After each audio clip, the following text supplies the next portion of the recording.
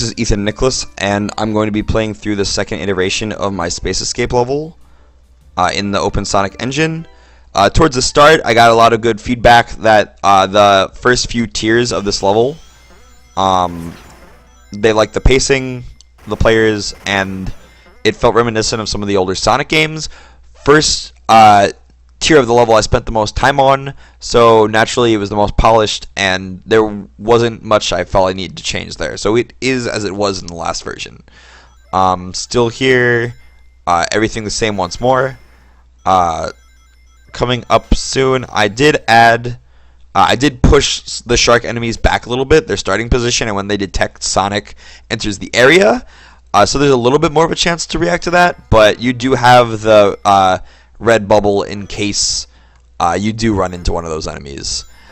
Coming up soon, this whole area has not changed. Coming up soon, I did add in a bubble here because the upcoming spike traps, Rob gave me some feedback that they were very punishing for the player in contrast to the rest of the level so far, and that giving them an extra bubble in case they lost their bubble earlier would be good.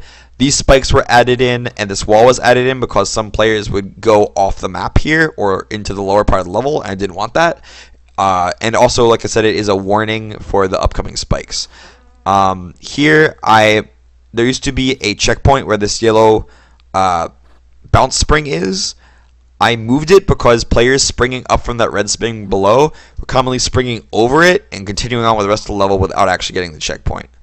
I did add this yellow spring here because it is very hard to just regularly walk up this ramp, and if you spin shot off of it, you really easily run into that set of spikes that's right there. Here is the move position of the checkpoint. So you can just take, without actually having to hold forward, you can take this spring all the way up the ramp, and it puts you at the checkpoint. If you hold forward off of the spring and don't look, you will run into this, but that is why you have that bubble there. This enemy is still here, and so is that set of rings. None of this area has changed here. Coming up, okay, so if you hold forward and you're not paying attention, you run into this bouncer. And that bouncer there, and the rest of this area of bouncers is something I added in response to the players saying the last part of this level felt too linear. While I did actually run out of physical space in the level because the level was so large, I could not build up any higher vertically, and if I built lower, I would run into the previous tiers of this level. So I added in these springs up here and these bouncers down here. Players said they felt there needed to be more of a puzzle element or a platforming element to the last part of the level before you finally burst out of the ship, or the ship that is blowing up. I did explain the concept of the level to the players. And they did get the vibe that this was happening. However, they felt there needed to be a little bit more of a platforming element or something more difficult towards the end of this level. So that is what is added in here. If you run into these, it will probably kind of ruin your time. So you just have to navigate through these bouncers without running into them. And then the last part of the level, same deal. Run through the last couple of shell loops and some springs, and that is the map. I'll run through this one more time in the fastest speed possible, and we will be good to go.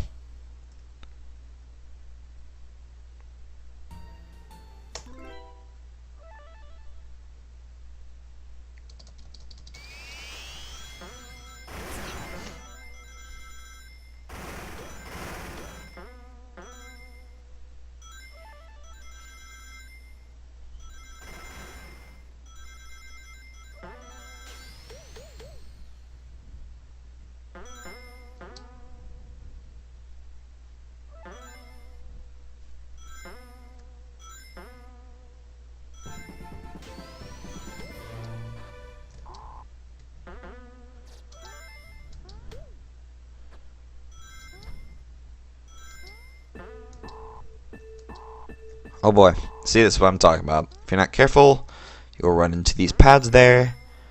However, you're still able to finish if you're paying attention in sub 1 minute. That's my level, and thank you for watching.